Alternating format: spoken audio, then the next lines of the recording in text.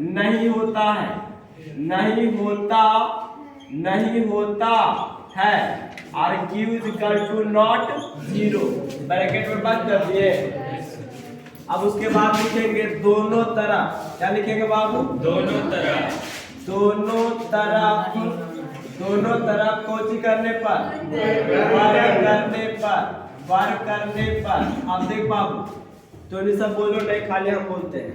वर्ग करने पर देखो 1/√5, अब वर्ग करेंगे तो स्क्वायर हो जाएगा, बराबर में P/Q के भी स्क्वायर हो जाएगा। अब यहाँ P/Q के स्क्वायर हो गया, स्क्वायर से रूट अंडर खत्म, और एक का स्क्वायर एक ही होता है, तो 1 क्या बचा 5 बराबर में P² में Q²। अब देखो तिरछा तिरछी गुना, अब Q करेगा 1 से, P करेगा 5 से।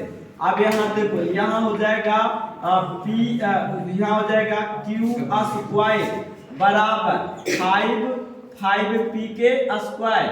यहाँ समीकरण फर्स्ट, ये गुना में इधर जाके भागा में, तो Q² में 5 बराबर में यहाँ क्या बचेगा P²। यहाँ लिखेंगे चूंकि, यहाँ लिखेंगे चूंकि Q² को 5 विभाजित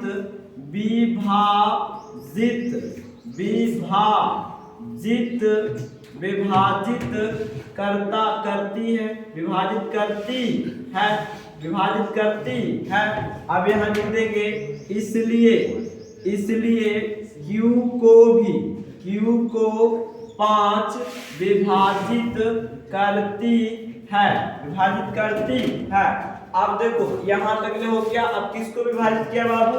5 को, तो 5 को मानेंगे, यहाँ लिखेंगे Q को विभाजित किया, यहाँ लिखेंगे माना, क्या लिखेंगे? माना Q बराबर 5K, क्या माना? Q बराबर 5K, यहाँ लिख दीजिए माना, क्या लिख दीजिए? माना Q बराबर 5K। अब यहाँ लिखना है Q बराबर 5K। अब यहाँ देखो समीकरण एक यहाँ माने हैं, समीकरण एक यहाँ माने हैं, किसको? Q बराबर 5K, तो समीकरण एक से यहाँ लिखना है समीकरण कितना से? 1 से। तो समीकरण एक कितना क्या बाबू? देखो समीकरण एक ये वाला है Q² बराबर 5P के स्क्वायर, यहाँ लिखेंगे Q² बराबर 5P के स्क्वायर। अब किसको माना है बाबू? Q के, तो Q बराबर क्या? 5K, यहाँ Q के जगह पर क्या लिख देंगे? 5K के स्क्वायर। कोई दिक्कत? बराबर में 5P के स्क्वायर, 5P के स्क्वायर। अब पापा चे 25, यहाँ एरो का चिन्ह दे दो, पापा चे 25, K के स्क्वायर बराबर में 5P के स्क्वायर। देखो पापा चे 25, 5 में कटा ना, यहाँ क्या हो जाएगा? 5K के स्क्वायर बराबर P², 5K के स्क्वायर बराबर P²। अब देख भाई गुना में तो भागा में, गुना में तो भागा में। अब देखो यहाँ लिख देंगे बराबर में K², यहाँ छोड़ देंगे K² बराबर P² बटा में 5। अब देखो P² को कितना विभाजित करेगा? तो यहाँ लिख देंगे चूंकि P² को 5 विभाजित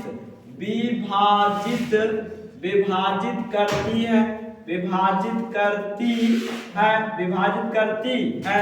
अब यहाँ लिख देंगे इसलिए P को 5 विभाजित करती है। अब देखो यहाँ P तथा Q का दोनों, P तथा Q को कौन संख्या विभाजित कर रहा है? 5 विभाजित कर रहा है, ये गलत है कि नहीं? जैसे हम देखो 4/8 गुना में 4, और 4 दूनी 8, 4 दूनी 8, गलत है कि नहीं? ये क्या है? गलत है। एक संख्या दो संख्या तो विभाजित नहीं कर सकती है। अब यहाँ देखो P को भी 5 विभाजित कर रहा है, और Q को भी 5 विभाजित कर रहा है, और P को भी 5 विभाजित कर रहा है। ये सरासर नाजायज है कि सही है? नाजायज है। यहाँ लिखेंगे P तथा या लिखेंगे P तथा Q के उभयनिष्ठ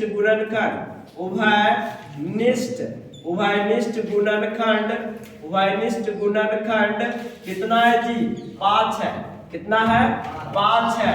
यह नहीं होना चाहिए, यह नहीं होना चाहिए। यहाँ विरोधाभास है। क्या लिखेंगे? यहाँ विरोधाभास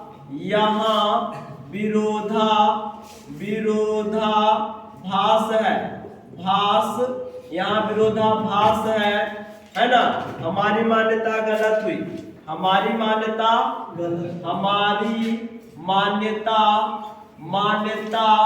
गलत हुई है ना, गलत हुई। अतः क्या लिखेंगे?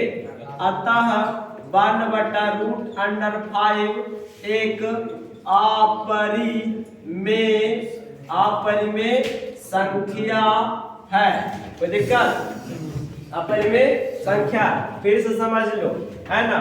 माना कि 1/√5 एक अपरिमेय संख्या सिद्ध करेगा ना, तो मानेंगे 1/√5 एक परिमेय संख्या है। तो परिमेय संख्या को 1/5, तो इसको परिमेय संख्या को P/Q के रूप में लिखते हैं। समझा है ना। अब P/Q के रूप में, तब P तथा Q के सहवास गुणनखंड नहीं होता है। अब Q = नॉट 0। अब यहाँ लिखे दोनों तरफ कोची करने पर, वर्ग करने पर। क्या करने पर? वर्ग करने पर। तो दोनों तरफ वर्ग किए तो वर्ग के भी स्क्वायर होगा। तो वर्ग का स्क्वायर कितना होता है? 1 होता है। कितना होता है? 1। लेकिन हम 5 के स्क्वायर, 5 के रूट में है, तो स्क्वायर से रूट खत्म। तो यहाँ हो गया रूट अंडर खत्म हो गया, तो 1/5 बचा। और दोनों को बंटवारा कर दिए, P² देखो तिरछा तिरछी गुना, तो PQ किसको से गुना किया? 1 से। और 5 किसको गुना किया? P से। तो Q² 5Q के स्क्वायर, समीकरण फर्स्ट। उसके बाद में देखो गुना में इधर जाके भागा में, आप किसको विभाजित कर रहा है? Q को। यहाँ लिखेंगे चूंकि Q² को 5 विभाजित करती है, और इसलिए Q को भी 5 विभाजित करेगी। इसलिए आप देखो किसको विभाजित किया? Q को। आप देखो जखनी किया था कोची के? P के। तो हम माने थे P बराबर, अब ये विभाजित कर रहा है कोची के? Q के। किसको माने? Q के। तो Q बराबर 5 के माना। क्या किया? माना। अब देखो यहाँ लिखेंगे समीकरण 1 से। तो समीकरण 1 क्या है? Q² बराबर 5Q के और 5P के स्क्वायर। तो Q² बराबर 5P के स्क्वायर, और Q के माने हैं 5 के। यहाँ क्या लिखेंगे? 5 के स्क्वायर, 25 के स्क्वायर। उसके बाद 5P के स्क्वायर। तो 5 देखो 25 गुना में तो भागा में, तो P² को 5 क्या कर रहा है? विभाजित करता है, इसलिए P को भी 5 विभाजित करेगी। कोई दिक्कत? P तथा Q के उभयनिष्ठ गुणनखंड कितना? 5 है।